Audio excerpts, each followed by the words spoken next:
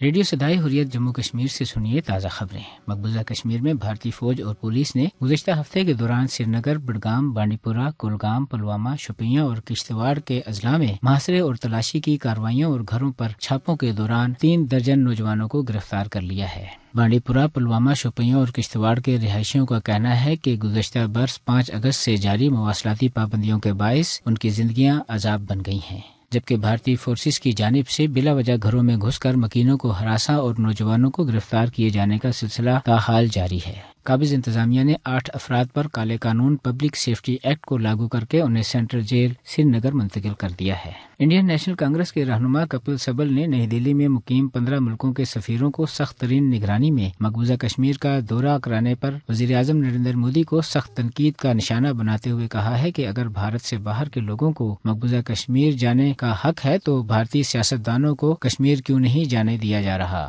مقبوضہ کشمیر میں قابض انتظامیہ نے ہائی کورٹ بار ایسوسی ایشن کے سابق صدر نذیر احمد رونگا سمیت 26 افراد کی کالے قانون پبلک سیفٹی ایکٹ کے تحت نظر بندی منسوخ کر دی ہے۔ ان افراد کو گزشتہ برس 5 اگست کو کالے قانون پبلک سیفٹی ایکٹ کے تحت نظر بند کیا گیا تھا۔ مقبوضہ کشمیر میں جموں کشمیر ینگ جرنلسٹ ایسوسی ایشن نے وادی میں انٹرنیٹ کی مسلسل بندش پر سخت تشویش کا اظہار کرتے ہوئے اس کی فوری بحالی کا مطالبہ کیا ہے۔ اس کے ساتھ ہی خبریں ختم ہوئیں۔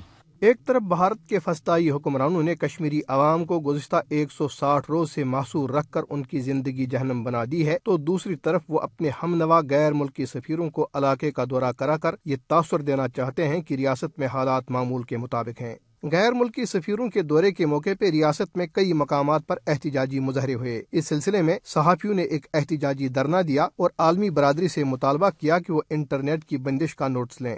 5 مہینوں سے صحافت بالکل بند بیٹھی ہوئی ہے، کیونکہ جب انٹرنیٹ نہیں چل رہا، انٹرنیٹ آج کے دور میں بیک بون ہے آپ کے کام کرنے کا، بالخصوص میں جرنلزم کا۔ میں نے اپنی ذاتی طور پہ 5 مہینے سے ہڑتال پہ ہوں، انڈیفینٹ پروٹیسٹ پہ ہوں۔ میں نے کبھی بھی گورنمنٹ کا میڈیا فیسیلیٹیشن سینٹر یوز نہیں کیا۔ جرنلزم جو ہے، جرنلسٹ ہیں، وہ 4th اسٹیٹ ہے۔ آپ 4th اسٹیٹ کو ان کا بیسک رائٹ نہیں دے رہے ہو تو ہم کیوں کام کریں؟ یہ ایک پروٹیسٹ ہے اور یہ میرا لیجیٹیمیٹ کانسٹیٹیوشنل پروٹیسٹ ہے اس ان کانسٹیٹیوشنل بین کے خلاف۔ آپ دیکھیں آسام میں حالات کچھ خراب ہوئے تو 2-4 روز انٹرنیٹ بند رہا۔ دلی میں پچھلے 2 مہینے سے 2-3 دفعہ حالات خراب ہوئے تو 2 گھنٹے 3 گھنٹے کے لیے انٹرنیٹ بند ہوا۔ اور یہاں کشمیر میں آپ لوگ جرنلسٹ کے لیے پچھلے 5 مہینے سے کوئی انٹرنیٹ بحال نہیں کر رہے۔ نہ جانے کتنے لوگوں کی میری طریقے سے روزگار چلی گئی ہوگی اور کام بھی نہیں ہو پا رہا جو ہمارا بیسک ڈیوٹی ہے۔ مقبوضہ کشمیر کا دورہ کرنے والے غیر ملکی سفیروں کو چاہیے کہ وہ آزادانہ طریقے سے ہر طبقے فکر کے لوگوں سے ملیں اور حالات کا غیر جانبدارانہ جائزہ لیں، اور بھارتی حکومت سے سوال کریں کہ ریاست میں اتنے بڑے پیمانے پر فوجی تعیناتی، محاصرے اور مواصلاتی لاک ڈاؤن کا کیا جواز ہے۔